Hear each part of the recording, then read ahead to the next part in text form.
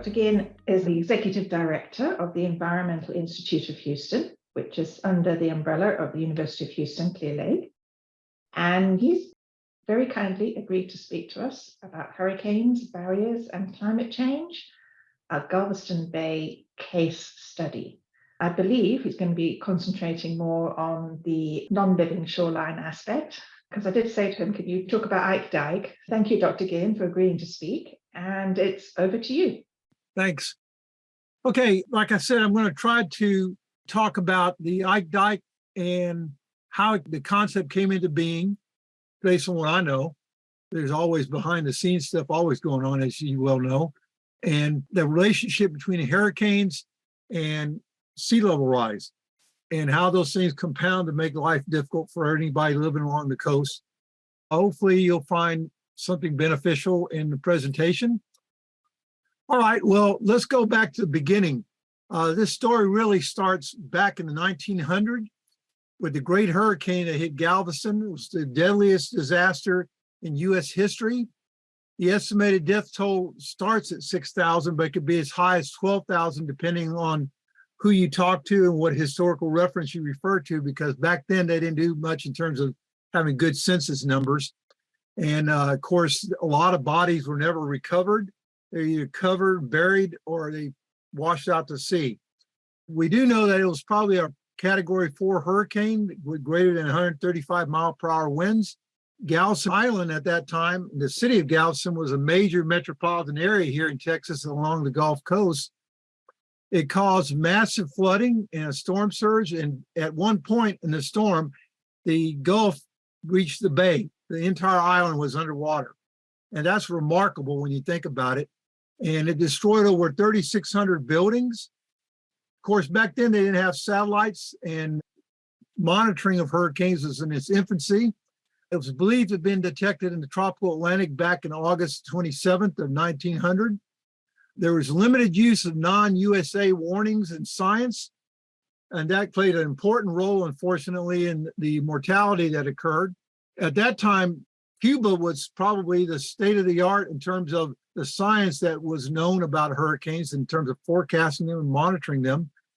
And the early indications that there was something going on was a drop in barometric pressure readings, both on land sites as well as on ships, observations as well. So the U.S. Weather Bureau at the time, which was the infancy agency for NOAA, really got the forecast completely wrong. They were predicting that it would curve back into the Atlantic after crossing Florida and would not enter the Gulf of Mexico. Tragically, the magnitude of the disaster could have been lessened if they hadn't implemented such poor communication policies. Apparently, there were some personality issues also. The Bureau's director, Willis Moore, at the time was very jealous of the Cubans. And so he basically stopped communicating with them, even though they had the best data available and really had some really good, at the time, meteorologists working for them.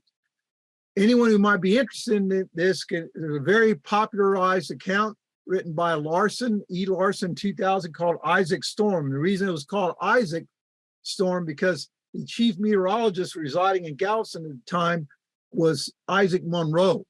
And he incidentally lost his wife during the storm due to the flooding and the storm surge. And there's an accounting of this I have the link down there. You can go to it if you don't want to look at the book.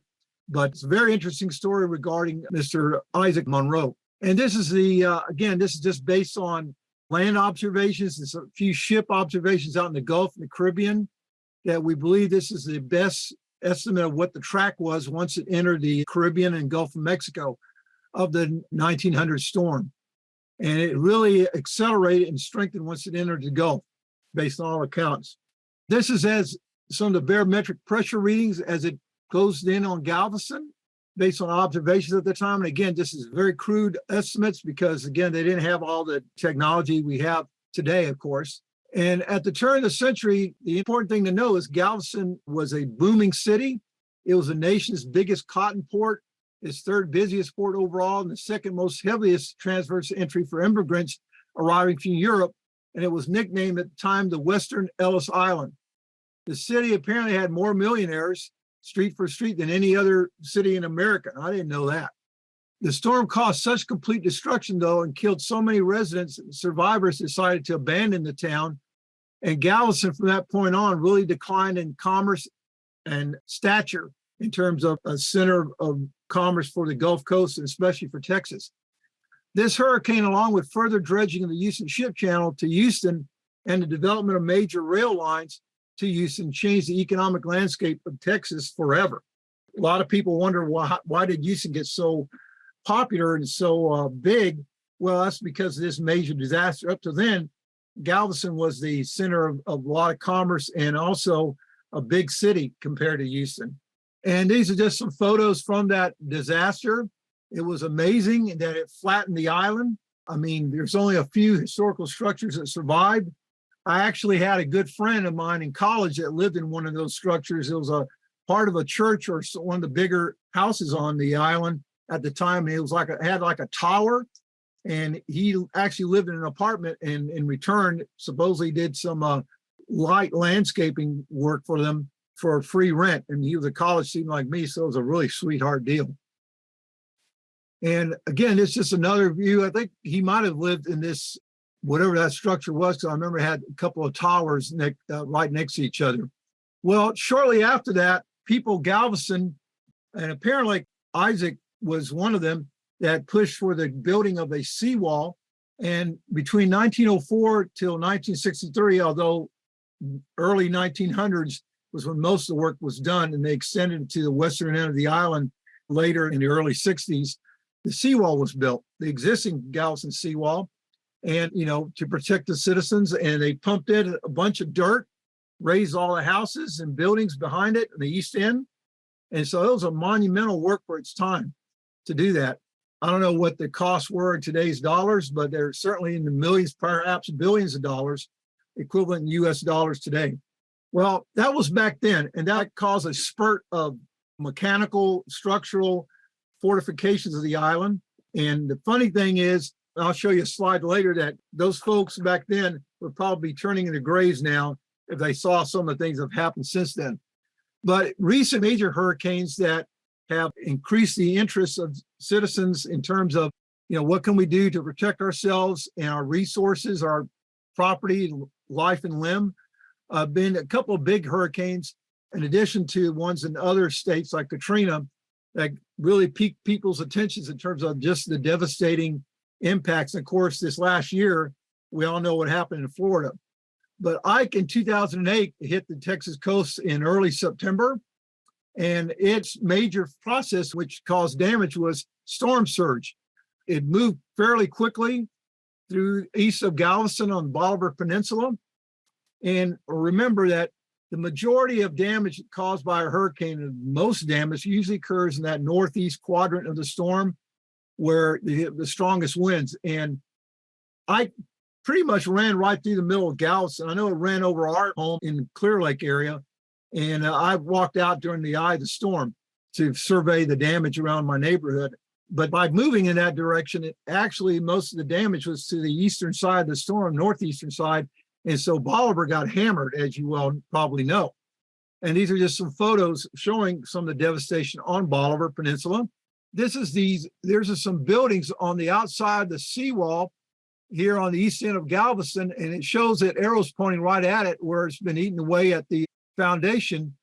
And of course, these are some other shots of areas affected. This is Rollover Pass on Bolivar Peninsula, and this is part of Galveston Island. Or no, that might be High Island. There's a bridge there that goes across the intercoastal. And this shows the effects on Bolivar pre and post Ike. And everyone's probably seen these photos showing the beach erosion and how that really ate away at that peninsula, and water funneled through that Rollover Pass area. This area has been closed since then. In fact, the TGLO, I believe, provided funds for closing it because of demands by citizens that by closing this, that could have protected some of the areas in the East Bay area. I guess we'll see, since it's already been closed and we haven't had another similar storm like Ike. And so the other thing that scared the heck out of people was the overtopping of the seawall on Galveston Island.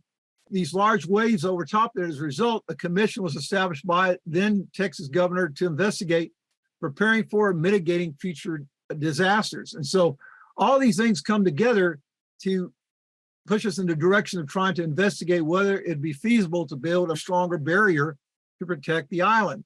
And that was the initial impetus for the desire to do this. Well, since then, we've had other big storms, and one of them was Harvey, that y'all probably remember from 2017. Harvey, unlike Ike, was really a storm that went in down in Corpus area and then kind of moved along the coast and then hit our area. Its primary mechanism of damage wasn't storm surge. It was, at least not in our area, it was rainfall, and it was mostly inland flooding that discharged into the bays in the coastal areas. And it dropped salinity in our bay to almost nearly freshwater levels at various points in the estuary. And it did cause some major ecological changes and caused impacts on dolphins, oysters, as well as finfish and shellfish in terms of changing of species composition. At one time, there was mostly freshwater fish swimming in Galveston Bay, especially down to about the middle part of the bay as a result of a major shift in salinity due to all the freshwater inflow from the rainfall. And just how much rainfall, depending on the monitoring that was done, there was a lot of rainfall, way more than we've ever encountered. This is data from the Harris County Flood Control District with area rainfall estimates showing that, down by Morgan's Point, we had up to 46 inches of rain in a short period of time. This is another set of data that was put together. I believe this is from a NOAA weather chart that show the amount of rainfall at this National Weather Service, showing the eye track during that period of time, showing the amounts of rainfall accumulated in different parts of our area. As you can see, more than 30 inches of rain was very common in our area. This is for 4 days, but still, that's a lot of rain. There's some popular accounts that was in the news at the time showing what does that translate into a quantity that people might be able to understand. And I like these two slides. I saw the one on the left a while back showing that Harvey dropped 27 trillion gallons during its duration. And this is showing what that would look like over the Washington, D.C. area compared to Katrina, which only dropped about 6.5 trillion. Of course, the majority of the impacts of Katrina, again, were different, that it was caused by the levee failure and storm surge that brought a lot of water into the New Orleans area. And so every hurricane is different in terms of its potential impacts. And of course, we still haven't seen a Category 5 hit our area at the same trajectory that Ike did. And if it did, it would be even much greater impacts. And then here's another depiction showing our local area. If all the water was collected into a queue, this is how it would look next to downtown Houston from the Ike hurricane. And of course, here's some photos that showing what that translates into reality. And unfortunately, I'm sure some of you had to endure this during this period.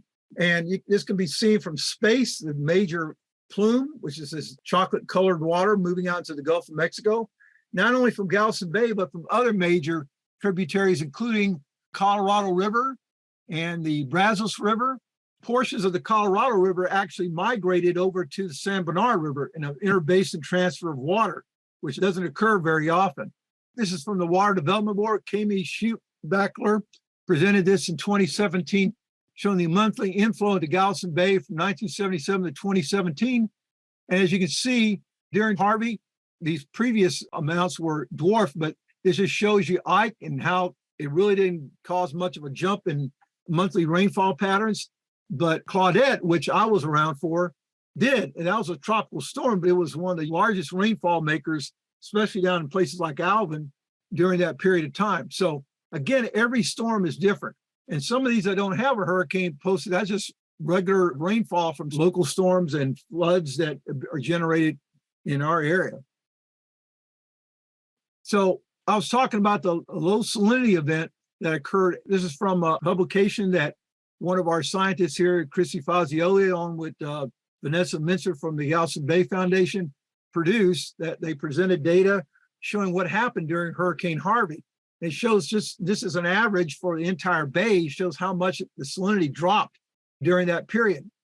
They were investigating the potential effects of freshwater on dolphins here in Galveston Bay.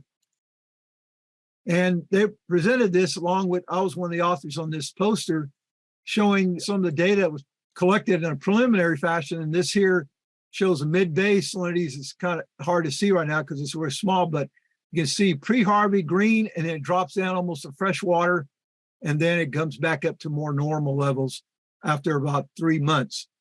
And the reason why that's is a problem to dolphins is that dolphins don't do very well in fresh water.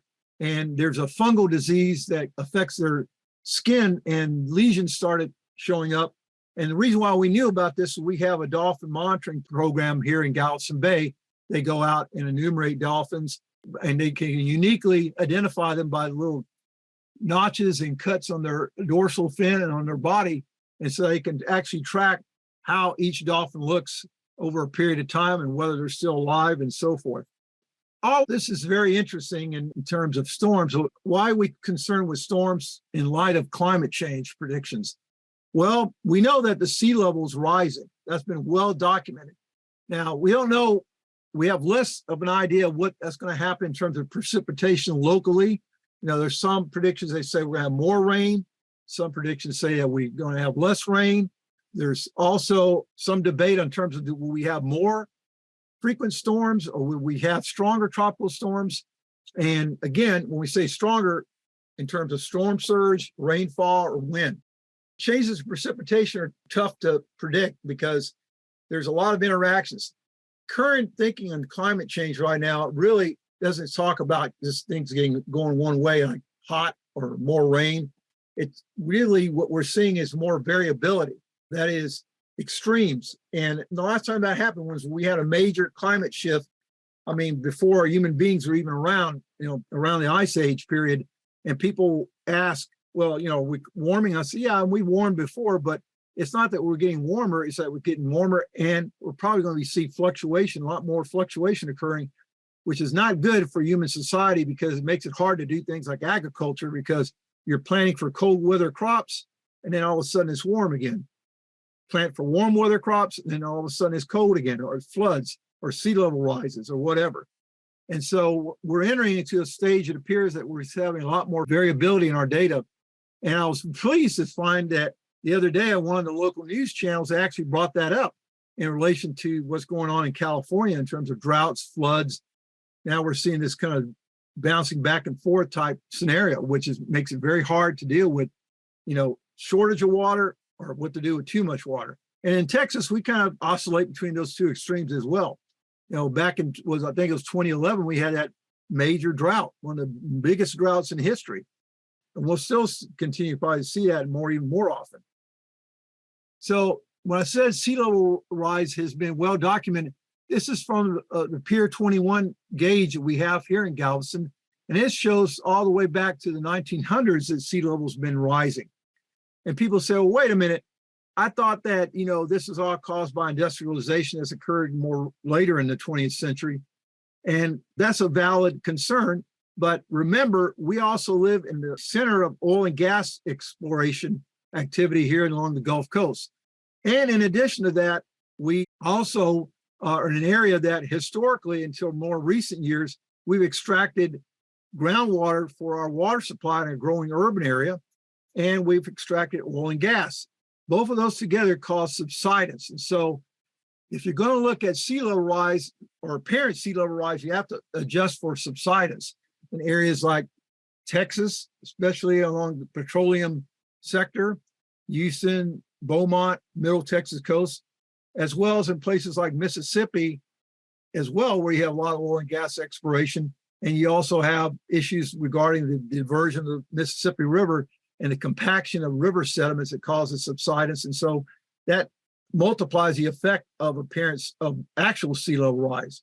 And so this is from a really nice thing that I suggest you, if you really want to follow up and learn more about sea level rise in our neck of the woods, there's a portal that the A&M Corpus Christi Hart Research Institute has put together that's compiled a lot of data on sea level rise in our area in relation to tropical storms and things like that.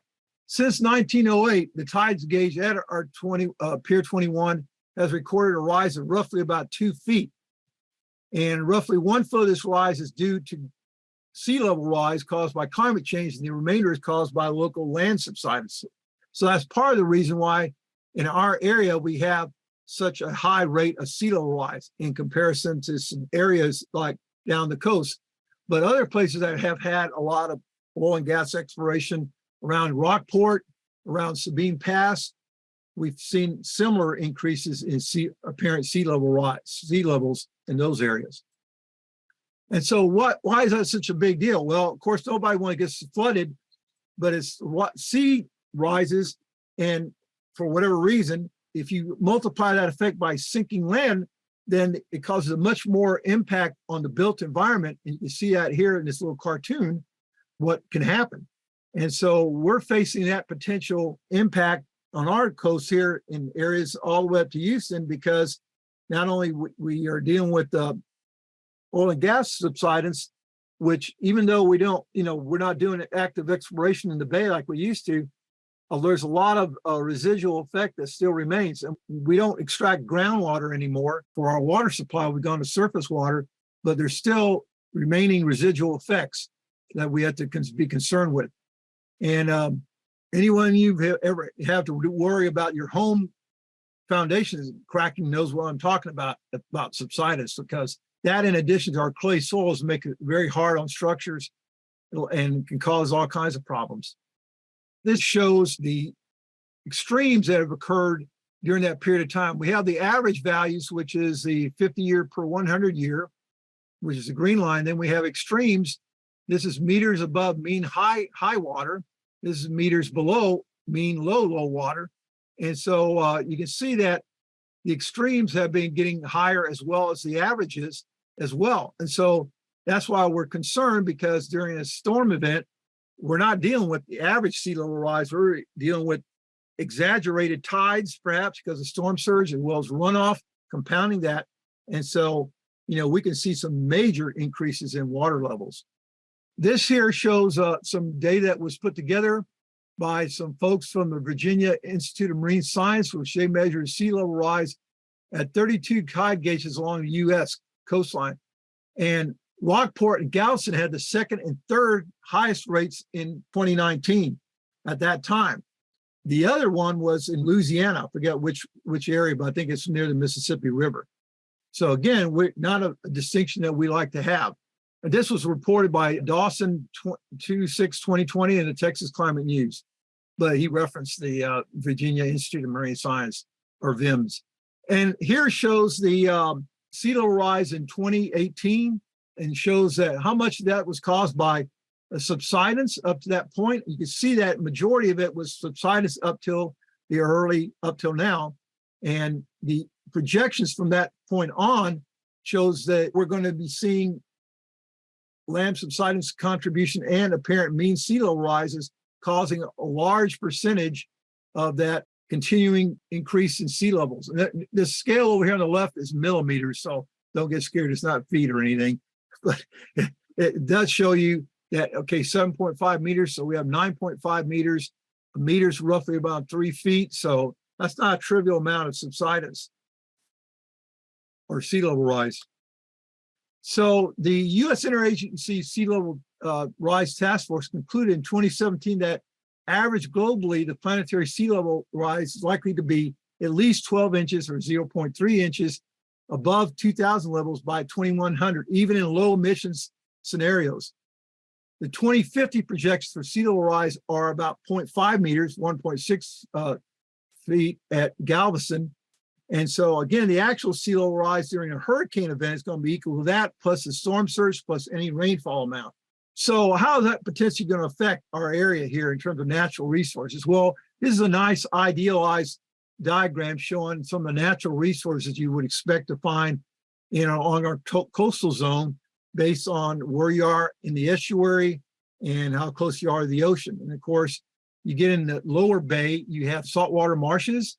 You move up here, you transition to freshwater marshes, and then you have upland areas. And along the barrier islands, we have beaches and dunes being a natural barrier between the back island areas, which can contain freshwater ponds as well. So these areas are very important to fish and shellfish, immature species that migrate to these areas when they're young and grow, and then they move out. And these marshes are very important to waterfowl that stage there. They'll feed in these areas on fish and shellfish and stays there as they're migrating across the Gulf to Mexico or back. And so these areas could be drastically altered during sea level rise. That scenarios have been predicted. And of course, if you throw in big hurricanes, that can really change the landscape. So what's the big concern? Well, a lot of these natural areas will start migrating as the sea level rise increases. If it's slow enough, they can move inland. As a prairie becomes wet, then marsh vegetation will start invading, for example, and other things, intertidal organisms and so forth, can move up there. But the problem is we don't just have an open expanse for them to migrate to. We end up with a scenario that's called coastal squeeze. Well, okay, here's our idealized marsh. Okay, if human beings didn't live around here and the sea level rose, well, it would just migrate inland. And this has happened time and time again. If you look at old deposits, archaeologists and paleontologists have tracked this, from past things, and tracked different populations of people, like indigenous people, in terms of the shell middens where they have eaten oysters and piled them there. And they move up and down the bay, depending on how many thousands of years ago when sea levels were different depths along the coast. And but of course, what happens now, because we have a built environment, nobody's going to want to have their buildings flooded or their homes flooded. They're going to try to build barriers. We're seeing that now. That's why they're talking about the Ike Dike and fortifying these barriers so that these townships don't get flooded or people don't drown. And so now that you have that in the way, there's really no place for these marshes to retreat or any kind of intertidal or subtidal or resource that might need that zonation. This is some predictions that came from that Intergovernmental Panel on Climate Change. This is their 5th assessment report in 2013. And it shows the areas that would be inundated under multiple scenarios. This is the current environment. And then under scenario 3 feet of sea level rise, again, that's not out of the realm of possibilities. And then a more moderate prediction of 2 feet. And so we can see that a lot of these wetland areas are going to be completely covered by seawater and will become subtidal. And that also includes areas up here in terms of the built environment in the Houston Ship Channel corridor, here in Clear Lake area, and here in Dickinson Bay, along the shoreline here on West Bay, and into Christmas Bay. And the important thing about Christmas Bay, of course, is there's a lot of seagrasses there that would be probably too deep of water. And if it get connected to the Gulf, and the salinity shot up, or it just completely got stirred up because of wave action, it would be too muddy to support sea level grass in those environments. Seagrasses need very clear water and they need calm water. And so under those scenarios, they probably wouldn't be there much longer. Speaking of effects of hurricanes, this is another thing that was put out by the Nature Conservancy, where they use the AdCirc model that predicted a storm surge height in the future in 2050. And I forget what the conditions were. This was wasn't an extreme event, but this was a 0.41 meter sea level rise in 2050, and what storm surges would look like under those scenarios. And really areas like Clear Lake, Dickinson would be really inundated by water if things stayed like they were right, nothing changes. So all those things together have gotten people very concerned. So what can we do to protect our shorelines and our homes and our businesses, our communities? Well, there's several things that can be done. One is the old structural way, building a bigger seawall, build dikes, levees, whatever. Others are maintaining natural land buffers, such as wetlands, because wetlands absorb a lot of water. And this is an important thing, especially for inland flooding. The reason why we have such drastic flooding now in the Houston area is not because of anything Mother Nature's doing to us. It's because we've converted all these wetlands and prairies into concrete pavement. And now all the water that would soak into the soils runs off into our bayous and streams and causes extreme flooding. And that's only gotten worse. There's a name for that. It's called urban stream syndrome. And there's a diagnostic set of conditions that starts happening, or results that happen as the area gets urbanized. And we also could implement more stronger policies that prevent people from building in flood zones, such as setbacks and a series of sticks and carrots in terms of penalties and or incentives for people not to move in these areas. And because these structural approaches are very expensive, of course, Texas of all places, we know that there's a strong bias against any kind of government involvement in terms of private land rights. But right now, people are really reconsidering how we handle floods and so forth, because the current National Flood Insurance Program has encouraged people to rebuild in the flood zone. Money's being thrown away all the time because they'll just rebuild in these areas. Now they're getting more stricter about that, where you can't rebuild in certain areas. And so all these things can work, and actually they can work if they're used together. Of course, this is today's seawall, as we can see it from here. And I think this is Gulf Coast Pier, which is all around 70-something street, looking east. And these little things sticking out here are little rock groins. That was another endeavor years ago where they were worried about, the beaches eroding. The reason they were eroding is they built the South Jetty and North Jetty that were used to keep sediment out of the ship channel. But it also trapped lots of sand on the east side of the North Jetty. And that's a real popular area over in Bolivar for birding, because it created a massive mud flat there, which is kind of cool. But on the other side, it became sediment starved. And so they try to do these little stopgap measures by building these groins here to trap longshore movement of sediment. And as you can see on the upstream side, it's not much. And downstream side, you have some, but they also now have had to go in and do what they call beach nourishment to replenish the beach back when, a few years ago, when they noticed that the sand was almost right. The Gulf was already at the seawall and was in the process of undermining it. And so you can see here where they put a lot of riprap here as a stopgap measure. So this is a never-ending battle when you're working. Barrier islands want to move. They're made of sand and they're not stagnant. In the past, you can see maps that were made from one year to the next, or 100 years in between, where the shoreline had drastically changed. If you want to see a good example of that, go to San Luis Pass. It's still a natural pass. And you can see how drastically every time a storm comes through, it alters the sandbars and the deep cuts through there and so forth. So this is what I was going to tell you. That red line is where the seawall was built. And now he's got all this stuff built in front of it.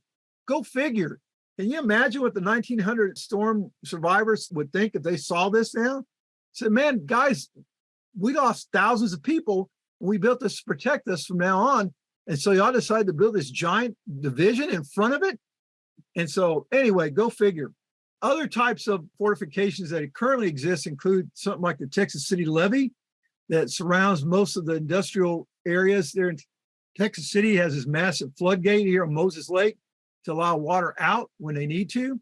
They have pumps and things like that. Of course, this is heavily subsidized by the chemical industry. So onto the proposed Ike Dike. Again, because of Hurricane Ike, because of what they saw there in terms of potentially overtopping the Galveston Seawall, and because of the damage to Bolivar, that could have been Galveston if that storm would have came in, like say around Freeport or something like that.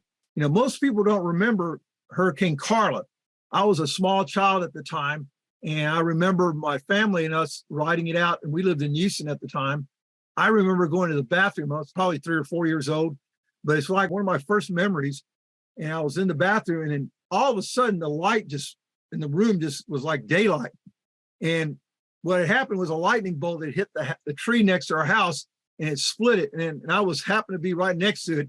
And I ran out of my bathroom screaming, and my parents were like wondering what was going on. And it was because that frightened the heck out of me. Well, shortly afterward, I remember my dad carrying me across the street there was a church that was kind of like a fallout shelter. We stayed the rest of the night there. But Carla actually hit down in the Port O'Connor area, I believe, or Port Lavaca. But major devastating effects were felt here in Houston because we were on that northeast side of the storm. And so, again, it's not just where the storm hits, but what part of the storm you're being exposed to. The Ike Dike is actually part of a coastal Texas plan. And this was a strategy or a plan that was supported by the Texas General Land Office, who's the state sponsor, and the U.S. Army Corps of Engineers, who builds coastal structures and are involved with storm protection, flood protection, and things like that. Well, they came up with a multiple lines of defense strategy to conduct what they called the Coastal Texas Study to design a cost-effective, environmentally friendly solution that reduces the risk of storms impacting Texas coastal communities and restoring important wildlife habitat at the same time. That's from their official report. It's not necessarily my interpretation of it, but certainly probably the highest reason this is being done is to protect coastal communities. The entire plan was presented in the Coastal Texas Study, included, and this is a summary, I'll go into a little bit more detail here in a second, a gate system that most people call the Ike Dike, which would be built at Bolivar Roads, which is the entrance to Galveston Bay through the south and north jetties on the east end of Galveston Island and on the west end of Bolivar Peninsula. The construction of a Galveston ring barrier that is continuous at distance, circles behind the Galveston Bay area, especially on the east end of Galveston Bay around Offat's Bayou. There are components of ecosystem restoration involved as well, and also building floodgates at Clear Lake entrance and Dickinson Bayou entrance.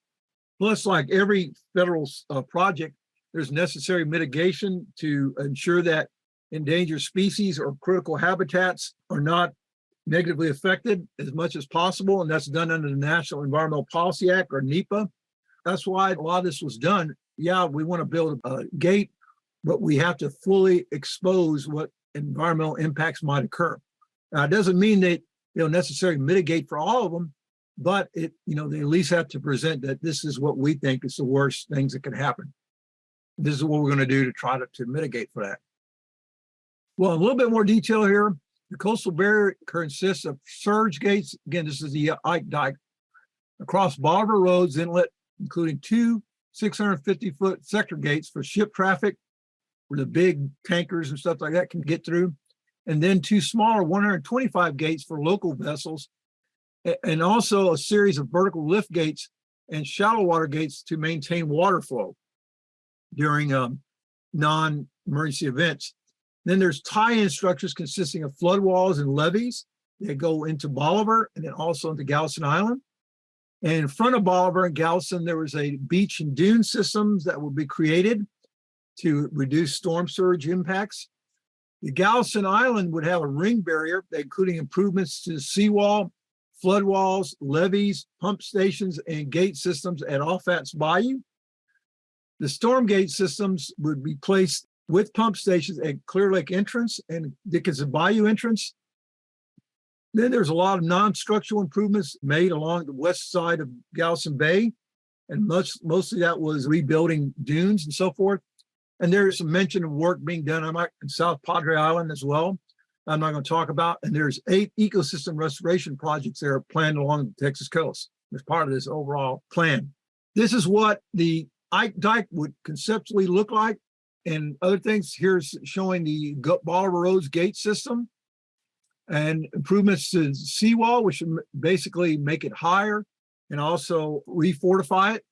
And then again, over on Bolivar, you'd have a similar type of thing for a certain distance down to Rollover Pass, or Rollover Pass is not as far as it will go. And ecosystem restoration, again, is building marshes and so forth, and existing sites that were selected by, they had an expert team of state and federal biologists and other individuals who were interested in using some of the funds to protect these areas or to restore new areas. And then it shows here the Galveston, Dickinson Bay, and the Clear Lake system pump station. And then these non-structural improvements, again, would be things like dunes and levees or natural levees, rebuilding areas that have been leveled down during past development. The latest update on it is that it was authorized back in through the Water Resource Development Act in 2022 in December, but the Corps has not received any dedicated funding as of yet, so there's no new work plan. There's no updated timeline, therefore, and so I can't tell you, when it's going to start if they get funding. And of course, now they got to wait for Congress to pass a budget that includes this stuff. So who knows when this will move forward. The website that the Corps of Engineers maintains for the project has not been updated in a little while.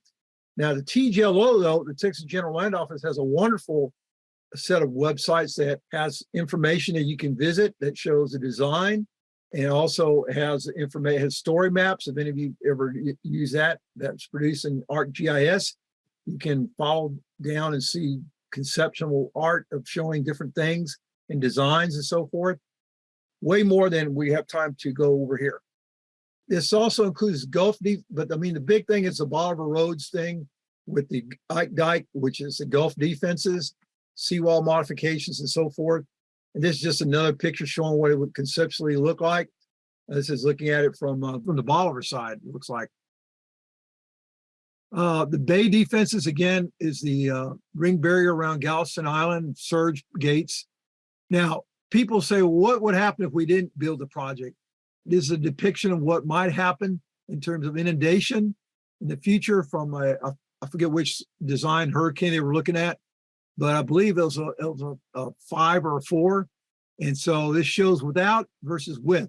And so we'll still have impacts, but not as bad. Also, coastal resilience is part of the multiple lines of defense strategy. So there's a recommended plan to restore up to 6,600 acres of critical fish and wildlife habitat and provide a third buffer against coastal storms and erosions. Now, people ask, what are some of the potential negative effects? Like anything, everything comes with a price. Yes, you'd have more protection against storms, but in the process of doing that, there's, of course, the construction of it, and then there's the operation of it. During construction, we have potential impacts that include things like excessive sound.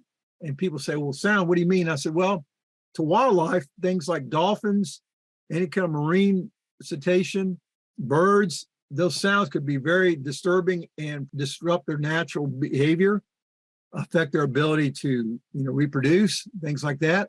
There's also channel velocities. As you alter the channel geometry, again, water, you have to deal with conservation of mass. If you're squeezing the same amount of water to a smaller space, you're going to increase the water velocity.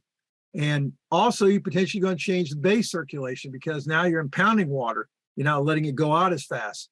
This could lead to lower salinities, especially if you say you close the gate and you get a storm like Harvey that goes across it to the other side, starts raining and raining and raining. Well, that will just cause water to fill up the up bay or the area up from the barrier with fresh water quicker and drain off slower. And there's also concerns about sediment transport. How's it going to affect the shoaling and sediment mudflats and stuff that exists in the estuary?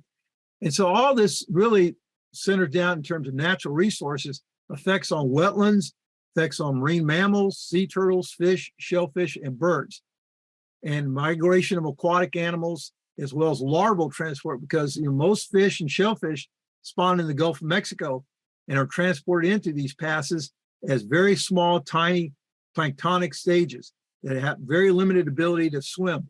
And they take advantage of changes in tidal amplitude, and they'll move off the bottom and transport in with the tide, and then they'll go down and stay down close to the bottom when the tide is going out and prevent themselves from being washed back out to sea.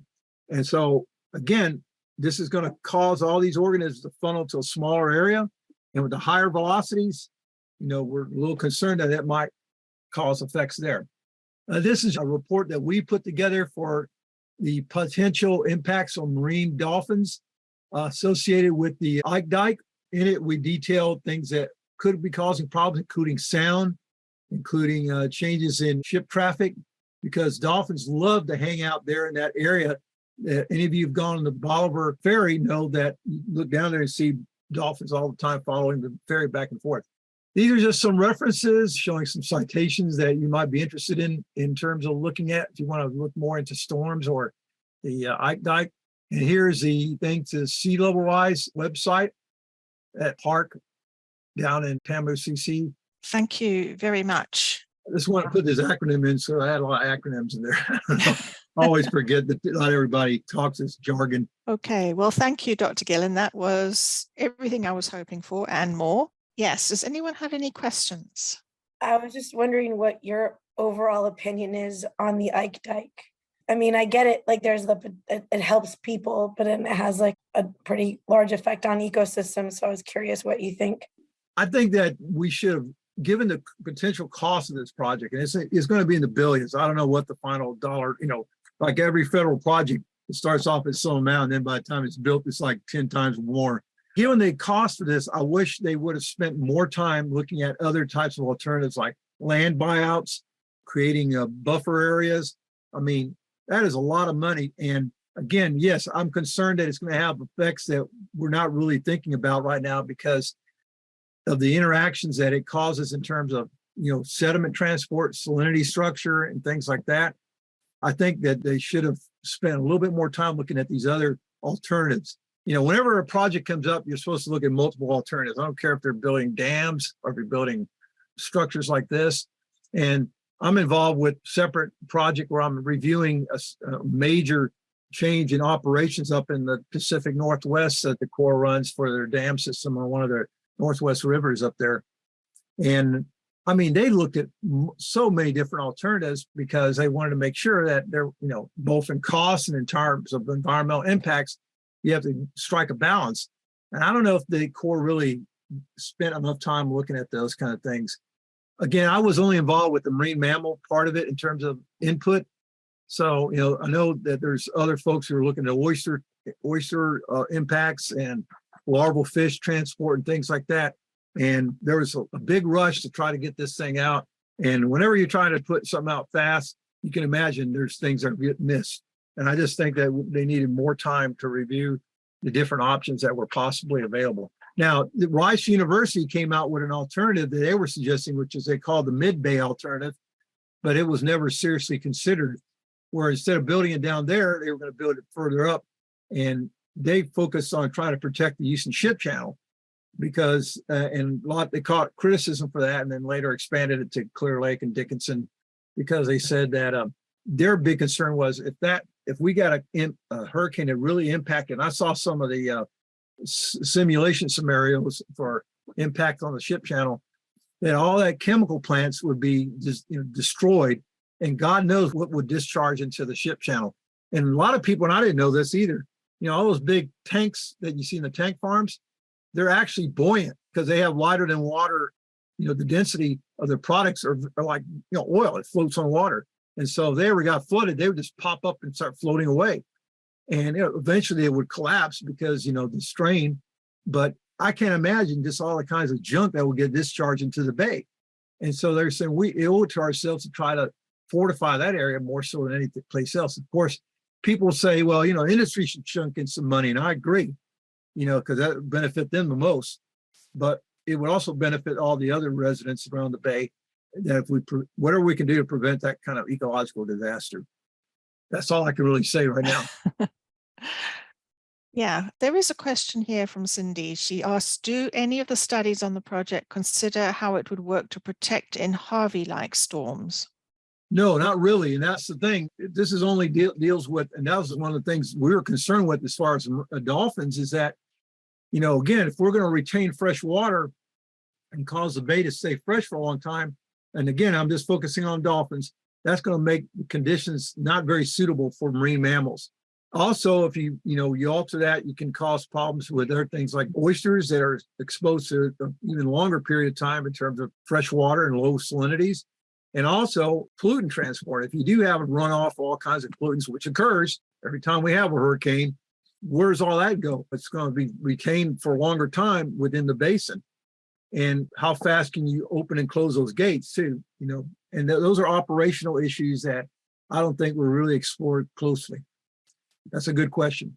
It really doesn't do anything to protect us against a Harvey-like storm, because Harvey, in our case, sneaked up behind us almost, so, and so it's like trying to, it's like saying, will the dike protect us from a blue northern?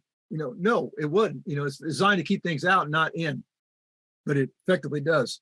At the initial meeting that was held at Hobby Airport, you and only one other environmental scientist were expressing any concerns. And why is that? And where were the bay's protectors? I'm just trying to remember at that meeting, It might have been something, well, later on as this thing progressed, I know that GBF came to some of the meetings and other interested parties, but I don't know why. That was at Hobby Airport? Yeah, I was at that hotel near the airport, right on Airport Boulevard. Okay. Well, you have better memory than I do. I'm trying to remember the meeting. I remember going to meetings down in Galveston at the Corps. I don't remember one at the airport, but I don't know why the Bay protectors were not there. But I know later on that, there were meetings that GBF would show up at. I know they had a series of meetings for the community, quote unquote, and then they had some meetings for the scientists. You know how they kind of, how the Corps operates. There was a follow-up question from Cindy. What would the effects on shorelines of either side of the dike structure? Can I amend that on either end, like Beaumont or Oh, Corpus Christi? I mean, when that water hits the dike, it's got to go somewhere. We just talked about that with built structures and living shorelines. yeah. And that water's got to go somewhere. Yeah. I don't know. That's a good question. I had that same concern. It's like, I spoke to, one of our UHCL graduates works for the General Land Office now. I was asking her, it's like, well, how did, I'm a simple biologist. I don't know anything about engineering, but looking at it, I was like, okay, well, how about if it hits over here in the way, it overtops this area, it's got to flow somewhere down the intercoastal or whatever. And so that's a good question. I can't answer it. I guess I got to go pick up the, whatever 1,000-page document and try to find that.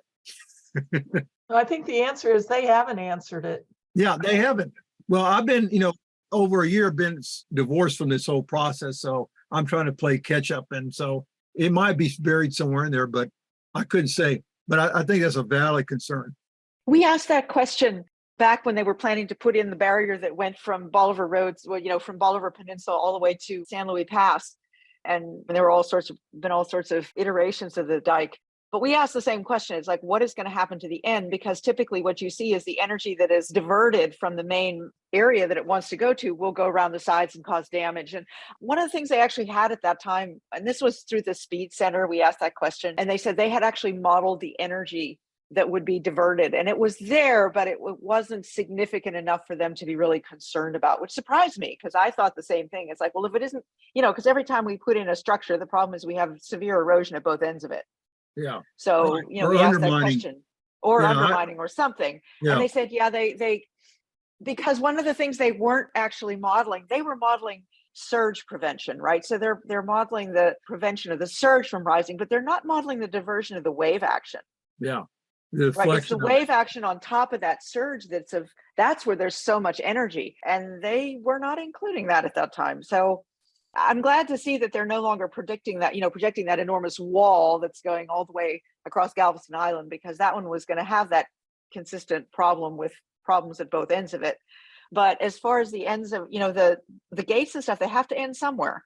Right. And you're going to have the problem. It's just how coasts work. We know that, right? It's how coasts I'm work. sure the gates are positioned for a direct hit on the channel, but if it hits somewhere else, and I don't know, it's just too many variables. Well, just like I said, what really was a big problem was not the direct hit of a hurricane, but like in the case of Carla, which was a really bad storm by all measures. I mean, it hit way down the coast, down in Port Lavaca. And that's where, or you have Harvey that comes behind everything. I mean, it can't protect for everything. And they need to be up front for that and say, there's a whatever probability that this will not work, but you'll spend billions of dollars. Yeah, you're going to have spend billions of dollars. And then the first time we have a flood afterwards, people are going to be up in arms. It's like, wait, we spent all these billions of dollars. How come I got water in my basement or my yard or my car or my business? And it's like, well, because we can't fix everything. And they're like, well, how many billions does it take to fix everything? Because we're going to be talking 30 or 40 by the time this thing's done. If they ever give it to us, which they won't. All right. So thank you very much, everybody. That was a lively discussion. Yeah. Good question. Thank you, Dr. Guillen. We appreciate your time, and thank you for talking to us at Texas Envirothon. It was fascinating stuff.